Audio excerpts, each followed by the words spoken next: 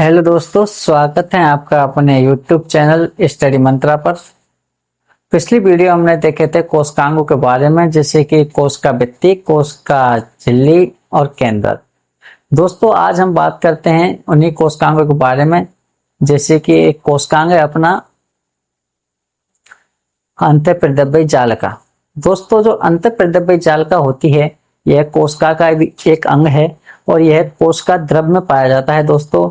और इसकी संरचना, दोस्तों जो अंतःप्रादुर्बीय जालिका है इसकी संरचना कुछ इस प्रकार से होती है।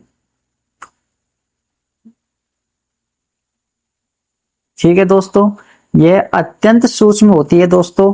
जो अंतःप्रादुर्बीय जालिका है यह अत्यंत सूक्ष्म होती है दोस्तों एवं शाखित होती हैं। इसमें जैसे कि एक शाखा ये रही, एक ये रही, ऐसी बीच बीच में इसमें शाखा बनी हुई होती है दोस्तों, इसलिए हम इसे शाखित बोल देते हैं। और दोस्तों यह झिल्लीदार होती है दोस्तों। जो इसकी ये शाखा, ये जो इसकी जो सतह होती है दो होती हैं, एक तो चिकनी होती है दोस्तों और एक होती है खुरदरी। दोस्तों जो अंतःप्रादुर्बीय जालिका है यह अत्यंत सूक्ष्म होती है एवं यह शाखित भी होती है और साथ साथ यह अनियमित नलिकाओं, इसकी कोई निश्चित संरचना नहीं होती सर। जो इनकी नलिका सी होती है दोस्तों, इनकी कोई निश्चित संरचना नहीं होती, इसलिए हम बोल देते हैं अनियमित नलिकाओं का एक जाल बना होता है। ये एक जाल सा दिखाई दे रहा होगा दोस्तों, ये अनियमित नलिकाओं का एक जाल है और इसे ही हम क्या कहते हैं, अंतःप्रादुर्बीय जालिका। दोस्तों यह अंतःप्रादुर्बीय जालिका होती है, यह कोशिका को आंतरिक सहायता प्रदान करती है। दोस्तों जो ये अंतःप्रादुर्बीय जालिका है यह कोशिका को आंतरिक सहायता प्रदान करती है। कोशिका की जो क्रियाविधि होती है, कोशिका जो भी काम करती है उसमें सहायता प्रदान करती है दोस्तों अंतःप्रादुर्बीय जालिका। यह है पादपों एवं यह पादप एवं जंतु कोशिकाओं में देखने को मिल जाती है दोस्तों। यह जो अंतःप्रादुर्बीय जालिका होती है यह पादप प्लस जंतु दोनों प्रकार की कोशिकाओं में पाई जाती है दोस्तों। यह जो अंतःप्रादुर्बीय जालिका है इससे यह लाइकोप्रोटीन की बनी हुई होती है। दोस्तों जो अंतःप्रादुर्बीय जालिका है यह लाइकोप्रोटीन की बनी हुई होती है। ठीक है दोस्तों, यह दो प्रकार की होती है, चिकनी अंतःप्रादुर्बीय जालिका और खुरदरी अंतःप्रादुर्बीय जालिका। दोस्तों जो चिकनी अंतःप्रादुर्बीय जालिका है इसकी झिल्ली चिकनी होती है। दोस्तों जो चिकनी अंतःप्रादुर्बीय जालिका है इसकी झिल्ली कैसी होती है दोस्तों, चिकनी, और यह कार्बोहाइड्रेट व वसा का संश्लेषण करती है। दोस्तों जो इनकी शाखाएं होती हैं दोस्तों, इनमें जो झिल्ली होती है ये दो प्रकार की होती है। एक तो होती है चिकनी झिल्ली, एक साइड से ये चिकनी है दोस्तों, ठीक है, और इधर की साइड से ये कैसी है दोस्तों, खुरदरी। ठीक है, तो इसके दो प्रकार हो जाते हैं, चिकनी और खुरदरी। तो हम नाम दे देते हैं दोस्तों, चिकनी अंतःप्रादुर्बीय जालिका और खुरदरी अंतःप्रादुर्बीय जालिका। तो दोस्तों एक चिकनी अंतःप्रादुर्बीय जालिका है, यह इसका कार्य होता है कार्बोहाइड्रेट और वसा का संश्लेषण करना।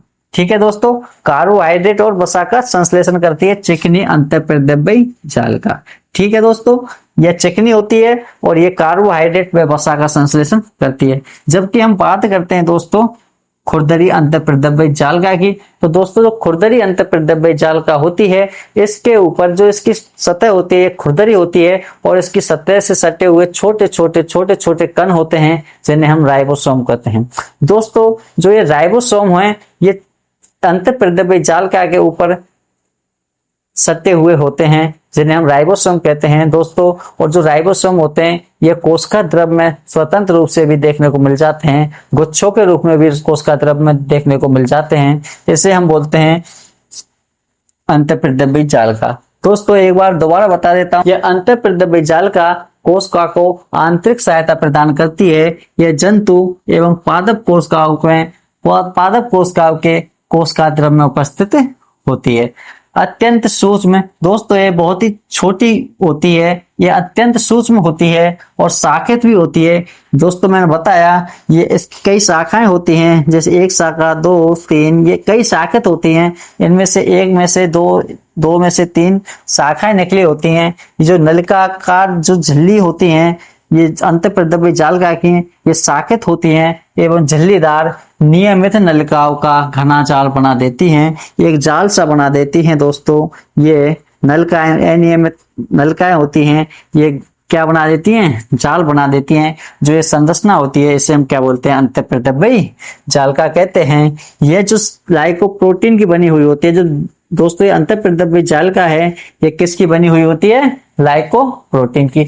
यह पादप कोशिका एवं जंतु कोशिका द्रव में पाई जाती है। दोस्तों यह अंतःप्रदब्बी जालिका है, यह दो प्रकार की होती है, चिकनी अंतःप्रदब्बी जालिका और खुरदरी अंतःप्रदब्बी जालिका। दोस्तों जो चिकनी अंतःप्रदब्बी जालिका होती है, इसकी सतह चिकनी होती है और यह कार्बोहाइड्रेट और वसा का संश्लेषण करती है, जबकि जो खुरदरी अंतःप्रदब्बी जालिका होती है, यह इसकी सतह खुरदरी होती है और इसके ऊपर छोटे छोटे कण लगे हुए होते हैं, जिन्हें हम राइबोसोम के नाम से जानते हैं। दोस्तों राइबोसोम अंतःप्रदब्बी जालिका के खुरदरी सतह पर लगे हुए होते हैं। इसके अलावा कोशिका द्रव में भी ये स्वतंत्र रूप से देखने को मिल जाते हैं, या गुच्छों में ये कोशिका द्रव में देखने को मिल जाते हैं। ठीक है दोस्तों, ये हुआ अपना अंतःप्रदब्बी जालिका। दोस्तों अंतःप्रदब्बी जालिका हमने पढ़ लिया है, अब पढ़ेंगे हम कोशिका द्रव। ठीक है दोस्तों अब हम देखते हैं कोशिका द्रव। दोस्तों ये कोशिका द्रव होता है, जो एक कोशिका होती है दोस्तों, जो एक कोशिका होती है, यह जो कोशिका की जो भारी सतह होती है, इसे हम बोलते हैं कोशिका भित्ति दोस्तों। और इसके अंदर एक रचना पाई जाती है बीच में, इसे बोलते हैं हम केंद्रक। अब ये हो जाती है अपनी कोशिका भित्ति। दोस्तों जो कोशिका भित्ति होती है और जो केंद्रक होता है, जो कोशिका भित्ति और कोश केंद्रक के मध्य जो भाग होता है दोस्तों, ये भाग है, इसमें क्या पाया जाता है, एक द्रव्य पाया जाता है जो कि पारभासी होता है, लचीला होता है, गाढ़ा होता है, इसे हम क्या बोलते हैं, कोशिका द्रव। दोस्तों इसी के बारे में बात करते हैं, कोशिका द्रव। दोस्तों जो कोशिका द्रव होता है, यह कोशिका भित्ति और केंद्रक के मध्य जो भाग पाया जाता है, इसे हम क्या बोलते हैं, कोशिका द्रव। कोशिका भित्ति और केंद्रक के मध्य में जो द्रव्य पाया जाता है, जो गाढ़ा सा होता है और लचीला होता है, इसे हम बोलते हैं कोशिका द्रव। दोस्तों कोशिका द्रव कैसा होता है, गाढ़ा। कैसा होता है दोस्तों, लचीला और पारभासी।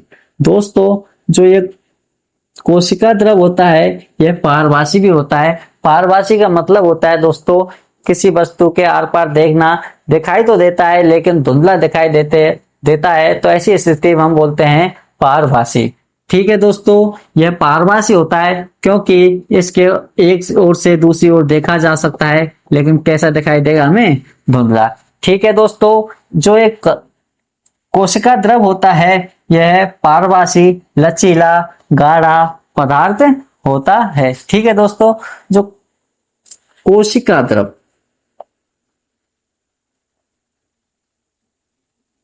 कोशिका द्रव में एक कार्बनिक पदार्थ,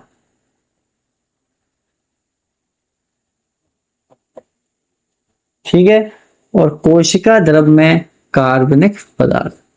दोस्तों जो कोशिका द्रव होता है, इसमें कार्बनिक एवं अकार्बनिक पदार्थ देखने को मिलते हैं। कार्बनिक पदार्थ जैसे कार्बोहाइड्रेट, ठीक है दोस्तों, कार्बोहाइड्रेट, वसा एवं प्रोटीन। और अकार्बनिक पदार्थ जैसे कि खनिज लवण एवं जल, खनिज लवण एवं जल। दोस्तों जो कोशिका द्रव होता है, यह गाढ़ा, लचीला एवं पारभासी पदार्थ होता है। कोशिका द्रव में अकार्बनिक पदार्थ पाए जाते हैं, जैसे कि कार्बोहाइड्रेट, वसा और प्रोटीन। कोशिका द्रव में कार्बनिक पदार्थ पाए जाते हैं, खनिज लवण एवं जल, और अकार्बनिक पाए जाते हैं कार्बोहाइड्रेट तथा वसा। ठीक है दोस्तों, अब बात करते हैं हम कोशिका द्रव में पाए जाने वाली रचनाओं की। दोस्तों ये जो कोशिका द्रव होता है इसमें विभिन्न प्रकार की रचनाएं देखने को मिल जाती हैं। ठीक है दोस्तों, जो ये रचनाएं होती हैं इन्हें हम बोलते हैं कोशिका। जो रचनाएं पाई जाती हैं इन्हें हम बोलते हैं कोशिकांग। दोस्तों कोशिका द्रव में ही कोशिकांग उपस्थित होते हैं। ठीक है दोस्तों, और ये कोशिकांग होते हैं, इनका सभी का अलग अलग कार्य होता है। अगर पूछ लिया जाता है कोशिका द्रव किसे कहते हैं, तो इसकी एक परिभाषा है, जीव द्रव्य का वह भाग जो कोशिका भित्ति व जीव द्रव का वह भाग जो कोशिका भित्ति व केंद्रक के मध्य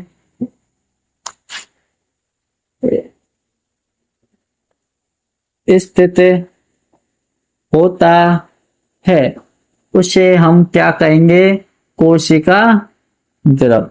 ठीक है दोस्तों, यह हुआ अपना कोशिका द्रव। कोशिका द्रव के बारे में बता देता हूं। जो कोशिका भित्ति होती है और एक कोश केंद्रक होता है, जो इसका बीच का जो भाग होता है इसे हम बोलते हैं कोशिका द्रव। अर्थात जीव द्रव का वह भाग जो कोशिका भित्ति और केंद्रक के मध्य स्थित होता है उसे हम बोलते हैं कोशिका द्रव। कोशिका द्रव तरल पदार्थ होता है और इस तरल पदार्थ में ही सभी कोशिकांग उपस्थित होते हैं और यह तरल पदार्थ गाढ़ा, लचीला एवं चिकना पदार्थ होता है। ठीक है दोस्तों, इसमें एक कार्बनिक पदार्थ जैसे कि खनिज लवण एवं जल उपस्थित होते हैं और कार्बनिक पदार्थ जैसे कि कार्बोहाइड्रेट, वसा एवं प्रोटीन देखने को मिल जाती है। ठीक है दोस्तों, ये हुआ अपना कोशिका द्रव। अब हम बात करते हैं राइबोसोम की। दोस्तों राइबोसोम क्या होते हैं, आज इनके बारे में हम जानेंगे। जो राइबोसोम होते हैं इनकी खोज पेलेर के द्वारा 1955 में की गई थी। ठीक है दोस्तों, इसकी खोज 1955 में पेलेर के द्वारा की गई थी। ये राइबोसोम अंतःप्रेद्रव्य जालिका की खुरदरी सतह पर छोटे छोटे कण के रूप में पाए जाते हैं। ठीक है दोस्तों, ये राइबोसोम होते हैं जो प्रोटीन संश्लेषण का कार्य करते हैं। ठीक है दोस्तों, जो राइबोसोम होते हैं ये प्रोटीन संश्लेषण का कार्य करते हैं। दोस्तों जो राइबोसोम होते हैं ये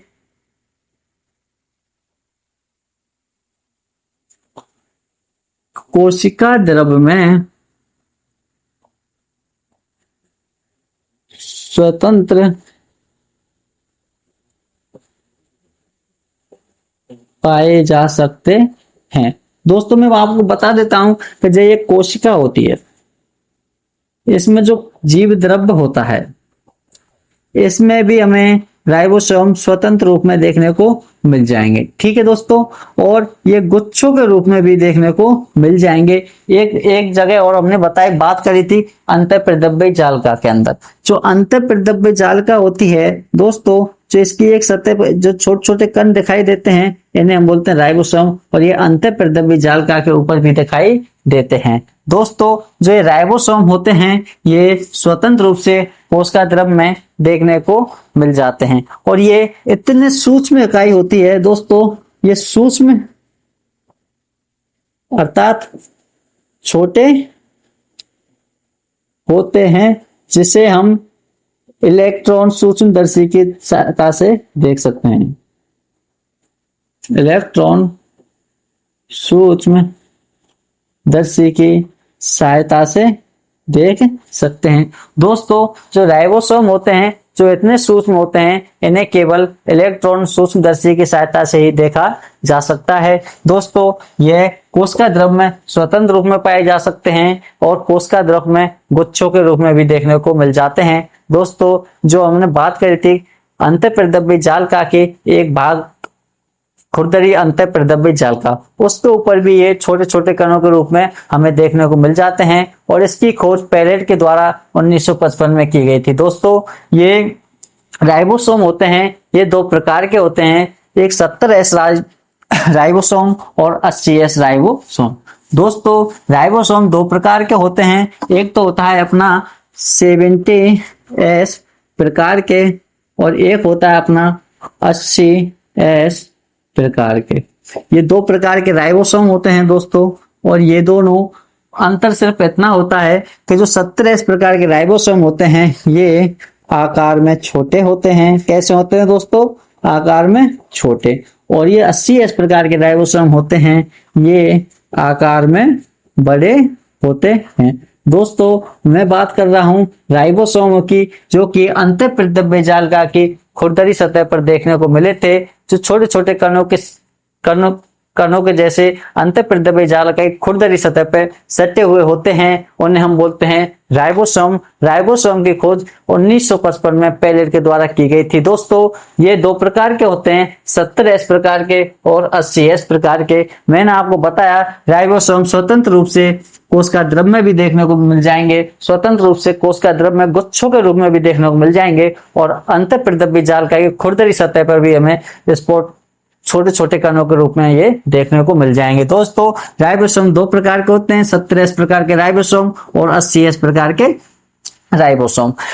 70S प्रकार के राइबोसोम होते हैं, ये आकार में छोटे होते हैं, जबकि 80S प्रकार के राइबोसोम होते हैं, ये आकार में बड़े होते हैं। दोस्तों हमें इसे इतना ही फर्क याद रखना है, इतना ही डिफरेंट याद रखना है दोस्तों, कि जो 70S प्रकार के आकार में छोटे होते हैं और 80S प्रकार के आकार में बड़े होते हैं। याद रखने वाली बात होती है दोस्तों, जो 70 होता है ये 80 से कम होता है, तो 70 आकार में छोटा होता है और 80 आकार में बड़ा होता है। ठीक है दोस्तों, 70S प्रकार के जो राइबोसोम है ये आकार में छोटे होते हैं और 80S प्रकार के राइबोसोम ये आकार में कैसे होते हैं? बड़े।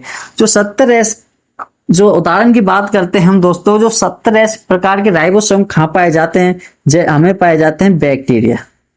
दोस्तों जो बैक्टीरिया होते हैं इनमें ये देखने को मिल जाते हैं, जबकि जो 80S प्रकार के राइबोसोम हैं ये जो विकसित जीव जंतु होते हैं, विकसित जीव जंतु एवं पादप होते हैं, इनमें देखने को मिल जाते हैं दोस्तों, पौधे एवं जंतु। ठीक है दोस्तों, ये हुए अपना राइबोसोम। आज के लिए बस इतना ही। बने रहिए अपने YouTube चैनल से और सब्सक्राइब करते रहिए, शेयर करते रहिए वीडियो को। थैंक यू दोस्तों, धन्यवाद।